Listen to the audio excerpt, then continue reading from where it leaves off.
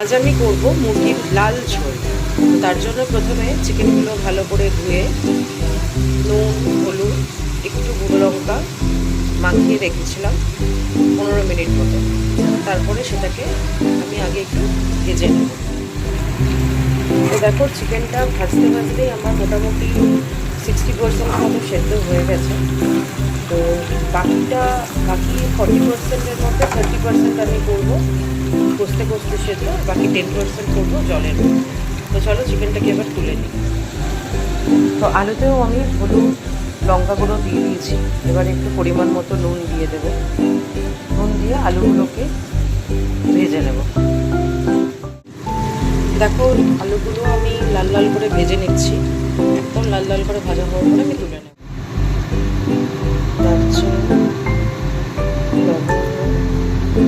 ছোট রসুন বাটা,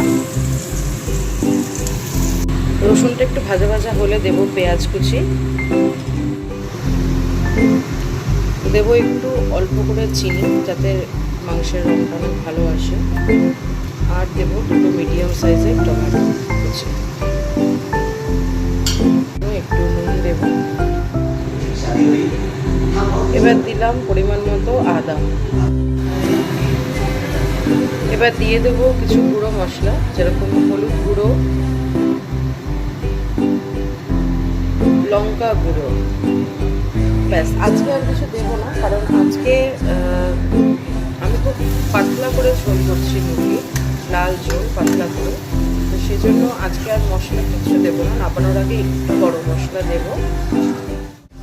তো মশলাটা ভালো করে কষানো হয়ে গেছে। এখন আমি যে চিকেনগুলো ভেজে রেখেছিলাম, এই ভাজা চিকেনগুলো সবটা দিয়ে দেবো এই মশলাতে।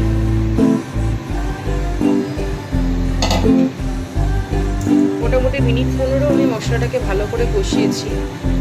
কষানোর পরে এখন চিকেনগুলো দিয়ে আরও 15-20 মিনিট কষাবো। তো ফ্লেমটা দেখো, আমি হাই করে দিলাম। হাই করে দিয়ে প্রথম 5 মিনিট আমি হাই ফ্লেমে কষাবো আর নাড়াতে থাকবো, নাহলে মশলা নিচে দিয়ে লেগে যেতে পারে। তোমাদের আগেই বলেছি 60% মতো চিকেন আমার ভাজতেই সিদ্ধ হয়ে গেছে। তো বাকি 40% আমি কষাতে এবং জল দিয়ে সেদ্ধ করবো। তো চলো, কষানো হয়ে যাওয়ার পরে তোমাদের সাথে দেখা হচ্ছে।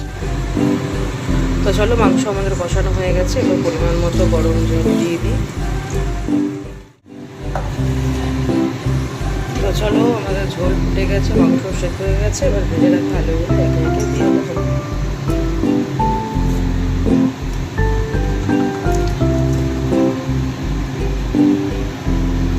দিয়ে 5 মিনিট মতো ফুটিয়ে, হাই ফ্লেমে 5 মিনিট মতো ফুটিয়ে, কারণ আলু আমাদের আগে থেকেই পুরো সেদ্ধ করা ছিল। দেখো, আলু আমাদের সেদ্ধ।